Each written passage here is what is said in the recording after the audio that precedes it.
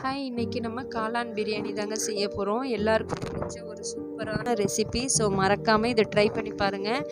எல்லா அளவுகளும் கரெக்டாக பார்த்துக்கோங்க. சூப்பராக வந்ததுங்க. இதே போல் நீங்கள் ட்ரை பண்ணிங்கன்னா உங்கள் வீட்டில் ரெஸ்டாரண்ட் ஸ்டைலில் எல்லா குழந்தைங்கள்லேருந்து பெரியவங்க வரைக்கும் விரும்பி நீங்களாக செஞ்சீங்கன்னு சொல்லிட்டு ஆச்சரியப்படுற அளவுக்கு சூப்பரான ஒரு ஃபுட்டும் கூடங்க. இது ஹெல்த்தியான ஃபுட்டும் கூட. சரி வாங்க, அதுக்கு தேவையானது எல்லாத்தையும் பார்த்துட்டோம். இப்போ நம்ம எப்படி செய்கிறதுன்னு பார்க்கலாம். நம்ம அதுக்கு ஒரு குக்கர் எடுத்துக்கலாங்க. இன்றைக்கி குக்கரில் தான் செய்ய போகிறோம். தேவையான அளவு எண்ணெயை ஊற்றியாச்சு. நம்ம இதுக்கு தேவையான அளவு வெங்காயம் வெட்டி போட்டு நல்லா வதக்கணுங்க. நல்லா பொன்னிறமாக வதங்கணும். அதில் பட்டை, லவங்கம், ஏலக்காய், பிரியாணி இலை எல்லாமே சேர்த்து நல்லா ட்ரையாக வதக்கிட்டு அதுக்கு தேவையான அளவு உப்பும் போட்டு சேர்த்து மிக்ஸ் பண்ணியாச்சுங்க. இப்போ இந்த இதில் வந்து நம்ம நல்லா வதக்கிக்கலாம். நல்லா வதங்கினதும் இது கூட நம்ம காரத்துக்கு தேவையான அளவு 2 பச்சை மிளகாய் மட்டும் போட்டுக்கலாங்க. குழந்தைங்க சாப்பிட்றனால காரம் கம்மியாக தான் கொடுக்கணும். அதுக்காக நான் 2 சில்லி மட்டும் தான் போட்டிருக்கேன். நல்லா பொன்னிறமாக இந்த ட்ரை கலரில் வந்த உடனே நம்ம என்ன செய்யலாம்னா, இப்போது புதினா, கொத்தமல்லி இந்த இலையை கிள்ளி வச்சுருக்க இந்த இலையை தேவையான அளவு சேர்த்துக்கலாங்க. இது எல்லாமே போட்டு நல்லா பொன்னிறமாக வதங்கட்டும். நல்லா அதோடைய ஃப்ளேவர் வரணும். அந்த அளவு வரைக்கும் நம்ம நல்லா கைவிடாமல் வதக்குவோம். கரிஞ்சிடக்கூடாதுங்க.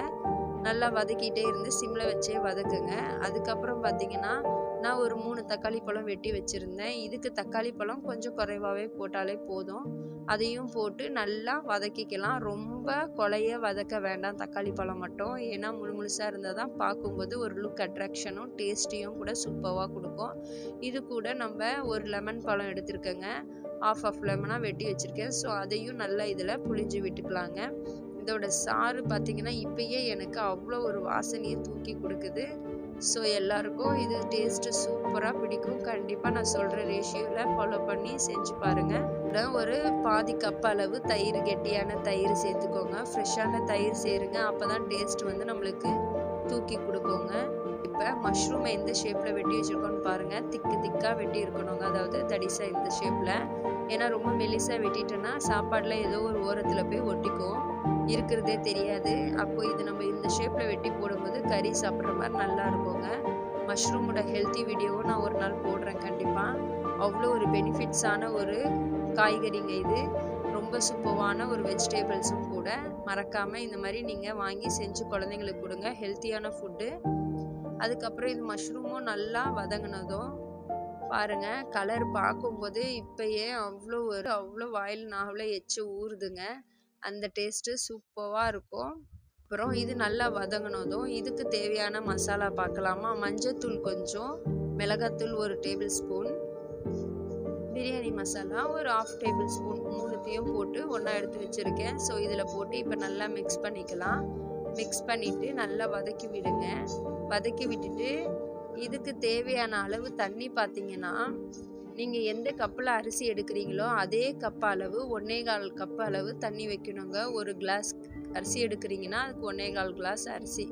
இப்போ 5 கப் எடுக்கிறீங்கன்னா அதுக்கு தேவையானதை நீங்கள் மல்டிப்ளை பண்ணி போட்டு அளந்து போட்டுக்கோங்க.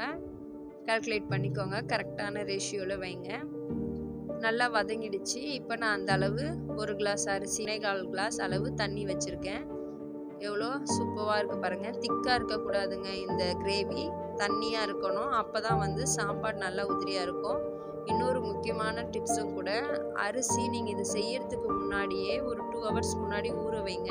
அப்போ தான் சாப்பாடு நல்லா ஸ்பான்ச்சியாக உதிரியாக கிடைக்கும். அரிசி எவ்வளோ ஊறுதோ பிரியாணிக்கு அவ்வளோவும் சாப்பாடு டேஸ்ட்டாகவும் இருக்கும், சாஃப்ட்னஸாகவும் இருக்குங்க. பாருங்கள், நான் 2 ஹவர்ஸ் முன்னாடி ஊற வச்சுருக்கேன். இன்னும் அதிகமாக ஊறினா கூட தப்பே இல்லைங்க.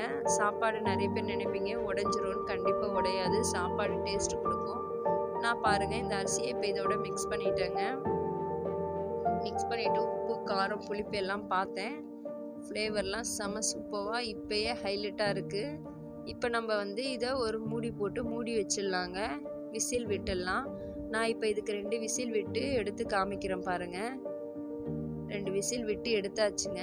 பாருங்கள் எவ்வளோ சூப்பரான டேஸ்ட்டில் மஷ்ரூம் காளான் பிரியாணி. நம்ம இது வரைக்கும் ரெஸ்டாரண்ட்டில், ஹோட்டலில் தான் சாப்பிட்ருப்போம்.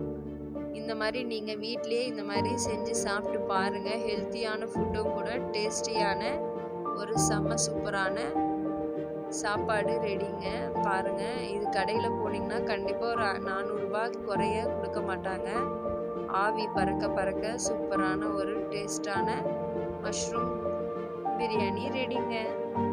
இது நம்ம இப்போ டெக்கரேட் பண்ணி பார்த்தீங்கன்னா சூப்பராக எவ்வளோ டேஸ்டியாக வாயில் எச்ச ஊறுற அளவுக்கு பாருங்கள். இந்த பிரியாணி பார்க்கும்போது எடுத்து சாப்பிடணும்னு தோணுதா? கண்டிப்பாக உடனே போய் நீங்களும் வாங்கி குழந்தைங்களுக்கு இப்படி ஹெல்த்தியான ஃபுட்டு செஞ்சு கொடுங்க. பாருங்கள், ஒரு சாப்பாடோட ஒரு சாப்பாடு ஒட்டவும் இல்லை, நல்லா உதிரியாக வந்திருக்கு. ஸோ நான் சொன்ன ரேஷியோலே கன்சிஸ்டன்சியில் ஃபாலோ பண்ணி செஞ்சு பாருங்கள். சூப்பரான டேஸ்டியான ஹெல்த்தியான மஷ்ரூம் காளான் பிரியாணி ரெடி. கண்டிப்பாக இந்த வீடியோ உங்களுக்கு பிடிக்கும்னு நினைக்கிறேங்க. பிடிச்சதுன்னா உங்கள் ஃபேமிலி அண்ட் ஃப்ரெண்ட்ஸ் ரிலேட்டிவ்ஸ்க்கு ஷேர் பண்ணுங்கள். கண்டிப்பாக இந்த வீடியோ பிடிச்சதுன்னா ஒரு லைக் பண்ணுங்கள். மறக்காமல் ரிஷா ரியா சேனலை சப்ஸ்கிரைப் பண்ணுங்கள். மறுபடியும் நாளை ஒரு வீடியோவில் சந்திப்போம்.